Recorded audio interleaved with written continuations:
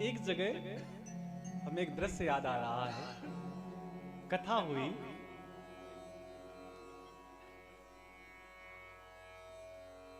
और कथा भागवत की पूरी हो गई,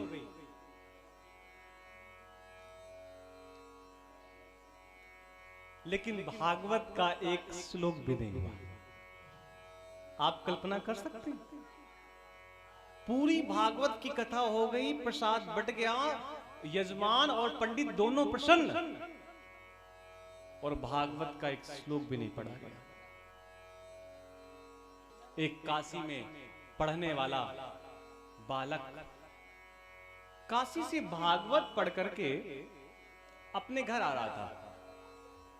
उसने सोचा ट्रेन में बैठेंगे तो भूख लगेगी, तो चलो ऐसा करते हैं कुछ थोड़े से फल ले लेते हैं। तो एक ठेलिया वाले के पास गया, उसने कुछ फल लिए वहां से, और जैसे ही जेब में हाथ डाला तो जेब जैसे एक तरफ जेब में हाथ डाला तो हाथ जेब से दूसरी तरफ निकल गया, और वो समझ गया कि जो जेब में धन था वो किसी श्रीमान जी ने निकाल लिया। अब उसको लगा क्या करें, तो उसने सोचा ऐसे ट्रेन में जाएंगे बिना टिकट के, बिना पैसे के पकड़े जाएंगे तो पिटाई होगी। तो उसने सोचा कि ऐसा करते हैं, पास के गांव में जाकर के भागवत कथा सुनाते हैं, और जब भागवत कथा सुनाएंगे तो यजमान लोग कुछ दक्षिणा देंगे, और फिर हम पैसे लेकर के अपने घर चले जाएंगे। अब एक गांव में गया तो उस गांव में प्रधान को पटेल कहते थे। गांव के पंडित जी के पास गया, पंडित जी से कहा कि हम काशी से आए हैं। तो पंडित जी थोड़ा सा पढ़े लिखे नहीं थे, विशेष बहुत पिछड़ा इलाका था, भागवत जैसे ग्रंथ को उन्होंने सुना ही नहीं था। तो उन्होंने कहा उस बालक ने कि पंडित जी हम काशी से आए हैं। तो काशी से आने का एक मतलब होता था कि विद्वान व्यक्ति आया होगा। तो पंडित जी भी थोड़ा घमंडी थे, उन्होंने कहा तुम कलकत्ता से चले आओ, हमें क्या फर्क पड़ता है। नहीं, बोले अरे हम काशी से आए, भागवत पढ़ के आए हैं। बोले अच्छा। तो बोले हम क्या करें। बोले आपके गांव में भागवत कथा करना चाहते हैं। तो पंडित जी ने पहले ही मना कर दिया कि देखो भागवत हमारे गांव में नहीं होती, आप कहीं और चले जाओ। तो पंडित जी ने कहा ऐसा करो, अपने गांव के पटेल से यानी कि प्रधान से कह दो कि हमारी कथा करवा दे, 10 लोग जुड़ेंगे, थोड़ा धन आएगा, तो हमारे पास जो धन नहीं है, जो चोरी चला गया है, हम उसका उपयोग करके घर चले जाएंगे। जब बार बार उस नए पढ़े लिखे व्यक्ति ने जब कहा, तो पंडित जी उसे पटेल के पास ले गए और पटेल से कहा कि ये काशी से आए हैं और ये अपने गांव में भागवत करना चाहते हैं। तो पटेल ने भी मना कर दिया कि ये भागवत, ये तो नाम हमने पहली बार सुना है, ये क्या है, हमें इससे कोई मतलब नहीं है, आप यहां से जाओ, हमें नहीं करवानी। तो बेचारे पंडित जी वापस चलने लगे। वहीं पर पटेल साहब के 2 बच्चे खड़े थे, छोटे छोटे। उनको ऐसा लगा कि ये भागवत कोई खेल होता है, तो बच्चे रोने लगे। रोते रोते बच्चों ने कहा पिताजी हम तो भागवत देखेंगे। अब बच्चों की इच्छा पिता पूरी करता है। तो पटेल साहब ने कहा ऐसा करो, पंडित जी को बुला लाओ, भागवत शुरू करवाते हैं। पंडित जी आए, पटेल साहब ने कहा ऐसा करो, देखो जल्दी भागवत करो, हमारे बच्चे बहुत जोर से रो रहे हैं। तो पंडित जी ने थोड़ा समझाने का प्रयास किया कि देखिए भागवत की प्रक्रिया होती है, कलश यात्रा निकलती है, सुंदर मंच बनाया जाता है, बैठने की अच्छी व्यवस्था की जाती है, प्रसाद की व्यवस्था की जाती है, तब भागवत की कथा प्रारंभ होती है। तो पटेल साहब ने कहा देखो हमारे यहाँ ये सब कुछ नहीं चलता, आप जल्दी से भागवत शुरू कर दो, नहीं आप हमको जानते नहीं हम कितने खतरनाक आदमी हैं। तो पंडित जी डर गए। पंडित जी को ऐसा लगा चलो शुरू करते हैं। गांव में एक टीला था ऊंचा, और उस टीला में पंडित जी को ऐसा लगा इसी में बैठेंगे तो ऊंचे स्थान पर बैठ जाएंगे और नीचे स्थान पर सब लोग बैठ जाएंगे, सामने दिखाई देंगे और कथा प्रारंभ हो जाएगी। उस टीले पे केवल और केवल पटेल साहब ही बैठते थे, कोई और नहीं बैठता था, और ये बात पंडित जी को पता नहीं थी। पंडित जी जाकर के उस टीले में बैठ गए और सोचे कि मंगलाचरण करने के बाद कथा प्रारंभ कर देंगे। पटेल साहब कहीं चले गए थे। अब इधर भागवत शुरू होने का नंबर आया और उधर पटेल साहब के सोने का नंबर आया, और पटेल साहब सोते कहां थे? उसी टीले में जिसमें पंडित जी अपनी भागवत की पुस्तक खोल करके बैठे हुए थे। अब पटेल साहब को तो आदत थी उसी बिस्तर में सोने की, तो पटेल साहब वही किनारे से गए और टीले में बैठ गए और तकिया रखने की जगह नहीं थी, तो पंडित जी की जंघा दिखाई दी और पटेल साहब हट्टे कट्टे, इतनी बड़ी खोपड़ी 15-20 किलो की, और पंडित जी दुबले पतले, ऊपर से भूखे और पैसे अलग से नहीं जेब में। तो पटेल साहब ने उन्हीं पंडित जी की जंघा में अपनी खोपड़ी रखी, वो 15-20 किलो की जो भी रही होगी, और सो गए। अब पंडित जी मंगलाचरण करने ही वाले थे कि पंडित जी को ऐसा लगा यही तो प्रमुख श्रोता है जो हमारी जंघा में मस्तक रख के सोता है,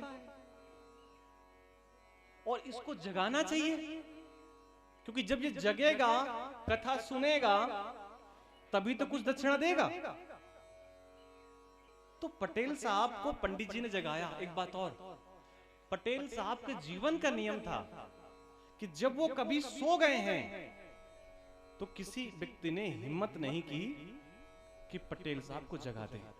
पंडित जी को पता नहीं था, तो पंडित जी ने कहा पटेल साहब भागवत शुरू हो गई है, आप जागिए, भगवान की कथा है, पुण्य मिलेगा, स्वर्ग में मिलेगा, आप वैकुंठ जाएंगे। और पटेल साहब ऐसे सो रहे थे कि उनकी नाक बज रही थी।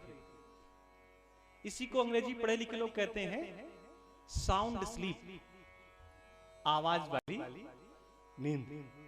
अब 2-3 बार जब पंडित जी ने जगाया, पटेल साहब जागो, भागवत शुरू हो गई है, तो पटेल साहब जाग तो गए, आंखें एकदम लाल, और उनको जगा दिया पंडित जी ने।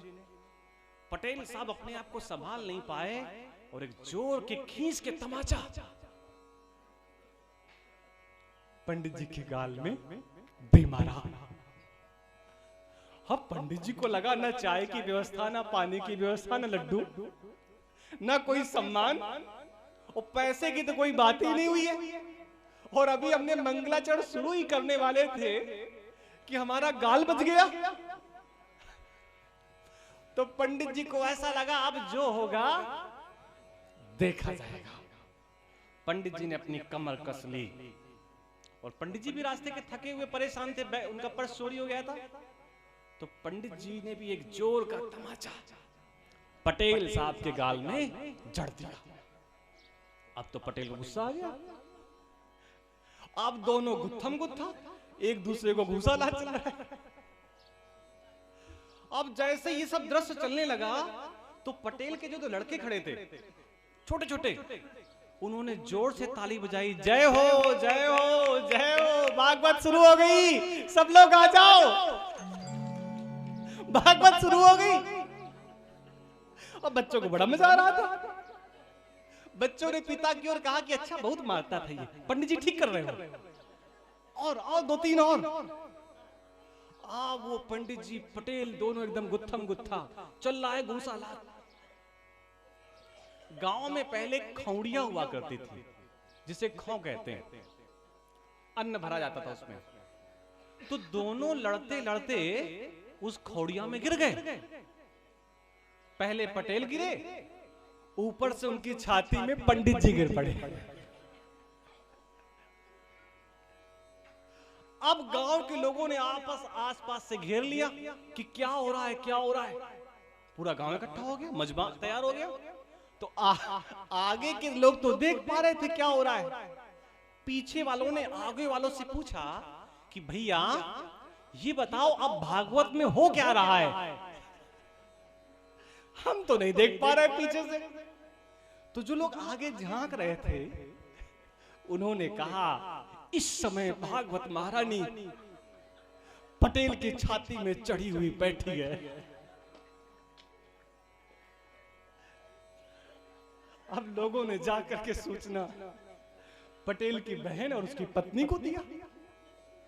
उन्होंने कहा क्या हो रहा है? बोले भागवत हो रही है, जल्दी चलो प्रसाद लेकर के। पहली बार भागवत सब लोग देख रहे थे। गांव के लोग बहुत प्रसन्न थे, दृश्य बड़ा अच्छा लग रहा था। तब तक तो पत्नी जैसे आई तो लोगों ने रास्ता दिया कि इन्हीं के पति भागवत करवा रहे हैं, इनको जाने दो। पत्नी ने झांक करके देखा, बहन ने झांक करके देखा, तो पहले तो खुश हुई कि हमारा पति इतना पुण्य का काम करवा रहा है। लेकिन जब पत्नी ने देखा कि हमारे पति की रक्त कणिकाएं बह रही हैं, खून निकल रहा है नाक से कान से, और पंडित जी तमाचा बराबर दिए जा रहे हैं, तो पत्नी ने कहा भागवत हो रही है तो बहुत अच्छा है, लेकिन अब हमसे भागवत देखी नहीं जा रही है। कुछ ऐसा करो कि अब ये भागवत आज इसकी आरती हो जाए यहीं से।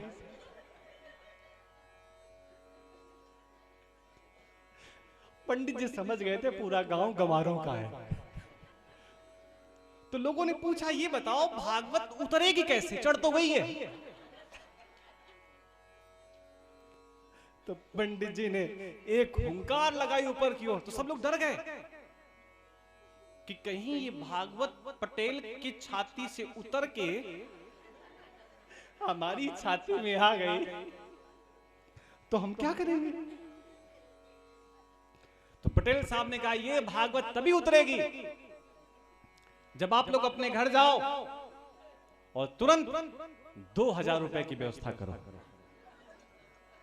अब पत्नी बहन बेचारी दौड़ते दौड़ते घर गई। ऐसे मौके पे कौन गिनता है। अब वो 2000 थे कि 4000 थे, रुमाल में बांधा गया और ऊपर से ही फेंका गया। तो पटेल साहब ने कहा सीढ़ी लगाई जाए। तो किसकी हिम्मत जो सीढ़ी लगाए। भाई सीढ़ी से पटेल जी चढ़ गए और पंडित जी चढ़ गए, मतलब भागवत चढ़ गई तो दिक्कत हो जाएगी, कहीं हमारे ऊपर आ गई तो ये हुआ कि एक व्यक्ति ने दूर से ही सीढ़ी फेंकी और सब लोग घर में जाकर के छुप गए, ताला लगा दी, चाबी फेंक दिया, अंदर से कुंडी बंद कर ली। और जो लोग घर पे नहीं छुप पाए थे वो पेड़ की पतली डाल पे ऊपर चढ़ गए कि भागवत यहां तो चढ़ नहीं पाएगी। जब तक पंडित जी ने 2 तमाचे पटेल के मारे और लिए पैसे, सीढ़ी से उतरे चढ़े, और जब तक गांव के बाहर जाते गए, पंडित जी के चलने के बाद उनके चरणों की धूली जब तक उड़ती रही, किसी ने घर का दरवाजा नहीं खोला, कोई पेड़ से नहीं उतरा।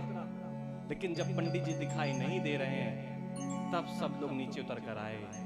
बूढ़े बूढ़े लोग बड़े प्रसन्न हैं आज गांव के। एक तो बूढ़ी भैया इतनी प्रसन्न है कि तुरंत गई और फूल लेकर आई, माला बनाई। एक बूढ़ी मैया लड्डू लेकर के आ रही हैं, बुजुर्ग लोग तिलक लेकर के आ रहे हैं, पंडित जी लोग वहां के जो थे कमंडल में जल लेकर आ रहे हैं। पटेल साहब को आचमन किया गया। बड़े लोगों ने पटेल साहब की पीठ थपथपाई, वाह पटेल मान गए। 7 पुस्तों में झंडा गाड़ दिया। जो 200 सालों से हमारे यहां भागवत नहीं हुई वो भागवत आपने करवा ली। तिलक किया गया पटेल साहब का, लोगों ने स्वागत किया, माला पहनाई गई। और बार बार लोग पटेल साहब की तारीफ कर रहे हैं। कुछ लोगों ने कहा कि वो तो अच्छा हुआ, पटेल साहब बड़े आदमी थे, 2000 रुपए में निपट गए। अगर भागवत हमारे ऊपर चढ़ जाती तो हमारी भैंसी बिक जाती। सब लोग तारीफ कर रहे हैं, तो पटेल साहब ने भी सभी का अभिवादन स्वीकार किया, हाथ जोड़ करके सब बूढ़े लोगों से कहा कि इस अधम शरीर से भागवत कहां हो पाती, जब तक आप जैसे लोगों का आशीर्वाद हमें प्राप्त नहीं होता। ये सब आपके आशीर्वाद का परिणाम है कि इस अभागे व्यक्ति से भागवत की पुण्यमयी कथा हो गई। बोलिए वृंदावन बिहारी लाल की जय। जय जय श्री राधे। भगवान ने यदुवंश की चर्चा की। हम यदुवंश की चर्चा करेंगे, बस 2 मिनट का एक भजन सुनेंगे। गोविंद मेरो है, गोपाल मेरो है, गोविंद मेरो है, गोपाल मेरो है, गोविंद मेरो है, गोपाल मेरो है, श्री बांके बिहारी नंदलाल मेरो है, श्री बांके बिहारी नंदलाल मेरो है, गोविंद मेरो है, गोपाल मेरो है, गोविंद मेरो है, गोपाल मेरो है। राधे राधे राधे कहने की, राधे राधे राधे कहने की आदत सी हो गई है। राधे राधे राधे कहने की आदत सी हो गई है। राधे राधे राधे कहने की आदत सी हो गई है। राधे राधे राधे कहने की आदत सी हो गई है।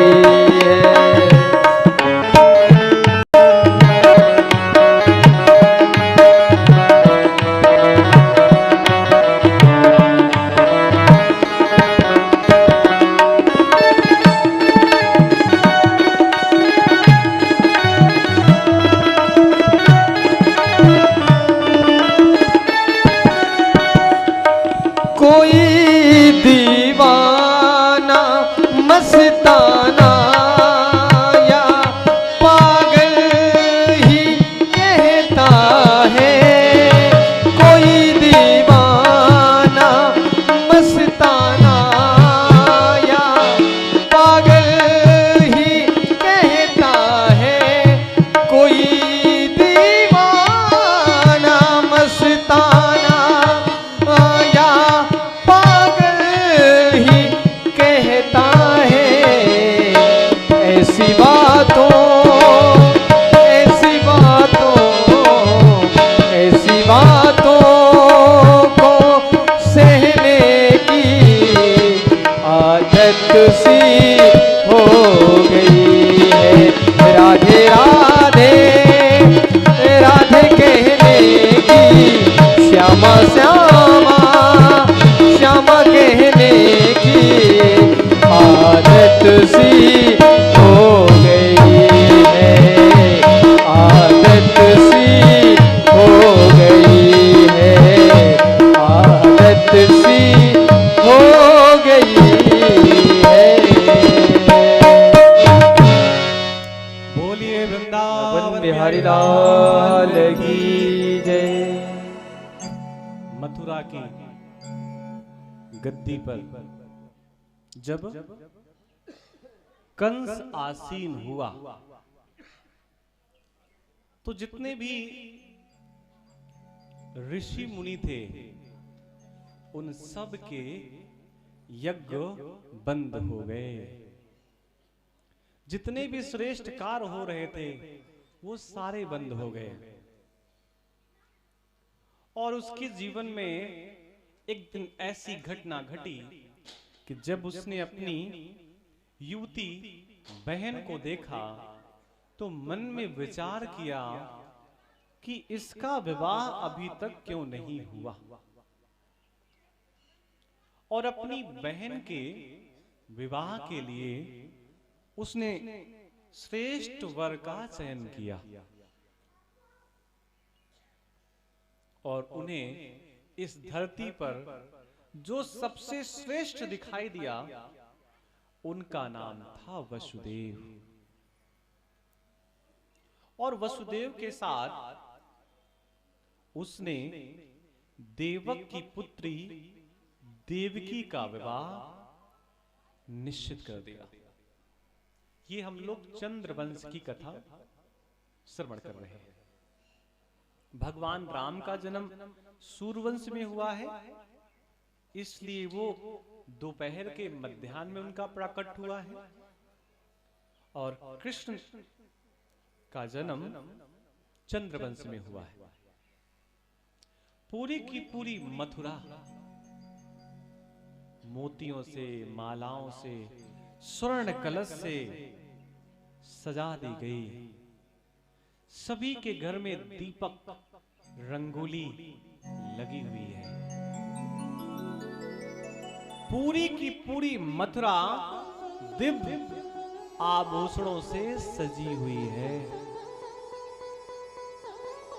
मथुरा में कंस ने डिनोरा पिटवा दिया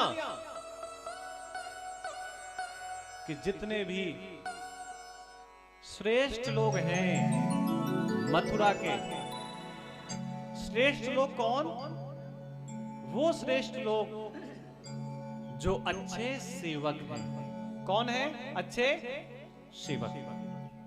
अच्छे रसोइया, जो अच्छा भोजन बनाते हैं, जो अच्छी सेवा करते हैं, जिनके पास अच्छी अच्छी नस्ल के घोड़े हैं। वो रजक, जिन्हें अच्छा कपड़ा धुलना आता है।